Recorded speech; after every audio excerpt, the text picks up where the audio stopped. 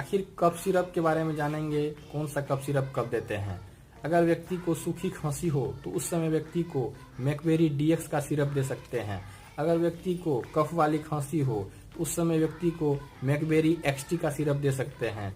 अगर व्यक्ति को ना ही एलर्जी और ना ही सूखी खांसी हो, सांस लेने में तकलीफ हो, वो उस समय व्यक्ति को मैकबेरी एलएस का सिरप दे सकते हैं। तो ऐसे ही वीडियो के लिए हमारे चैनल को लाइक करें, सब्सक्राइब करें। मिलते हैं नेक्स्ट वीडियो में। जय हिंद, वंदे मातरम।